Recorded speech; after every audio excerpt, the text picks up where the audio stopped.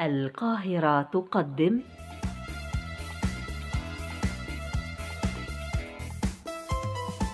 في عيد الإذاعة المصرية تتعانق الكلمة واللحن فيولد النور،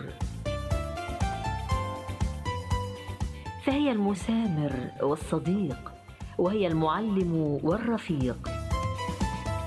هكذا كانت وهكذا تكون،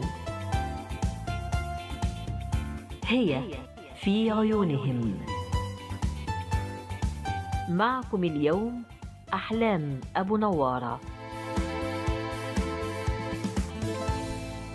بداية بحيي طبعا الإذاعة بمناسبة عيدها ومرور 91 سنة على انطلاقها.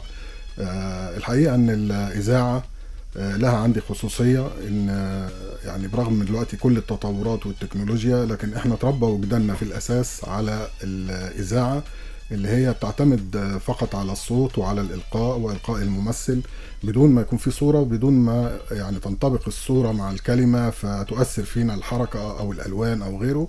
لكن احنا كنا بنعتمد بس على حاسة السمع وعلى الأذن في إن احنا نستمتع سواء بالغناء أو بالمسلسلات أو بأي برامج بتأتي عبر الأثير. وأنا أتذكر طبعا شهر رمضان ده كان بيبقى ثري جدا في الإذاعة بالمسلسلات. لو نتذكر طبعا فؤاد المهندس وشويكار وغيرهم طبعا مسلسلات كانت جميلة جدا. طبعا ألف ليلة وليلة اللي كانت من أكثر الأشياء الممتعة. فالحقيقة ان احنا تربى وجداننا على الإذاعة قبل ما ينتشر التلفزيون وقبل ما تنتشر طبعا وسائل الميديا بهذا الشكل المرعب يعني حاليا. فما زال للراديو عندي تأثير نفسي كبير جدا، وبستمتع جدا ان انا اعمل اي برنامج بيعتمد فقط على الصوت وعلى الإلقاء وعلى ربما اللغة وصحة اللغة. فكل سنة وإذاعتنا المصرية بخير وطيبة، ويا رب دايما في تقدم.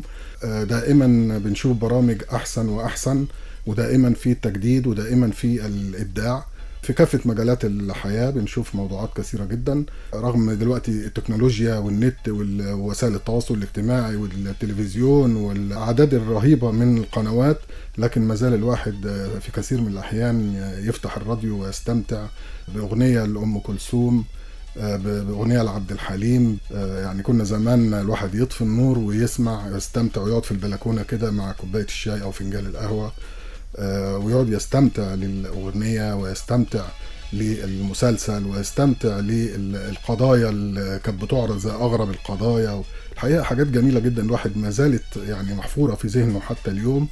أتمنى لها إن هي تستمر رغم الصعوبات اللي حواليها ورغم المعوقات الكثيرة، لأن كل ما بتطلع وسائل حديثة كل ما الجمهور بينتبه لها أكثر وبيبعد عن الإذاعة. فلابد أن الإذاعة تقدم دايما الأحسن والأفضل حتى تظل تحتفظ بهذه المكانة الكبيرة والعريقة اللي احنا كجيل يعني قديم استمتعنا بيها وتعايشنا معاها واستفدنا منها، واستفدنا من برامجها من واحنا اطفال صغيرين، يعني من واحنا 5 سنين و6 سنين كنا بنسمع أبلة فضيلة، وكانت بتدينا نصيحة كل يوم نسمعها قبل ما نروح المدرسة.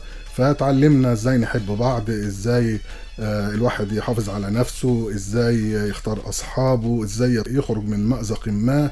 الحقيقة برامج كانت قمة في الجمال وقمة في الروعة. عادل عبد الرحمن فنان تشكيلي وأديب وناقد فني. كنتم مع هي في عيونهم.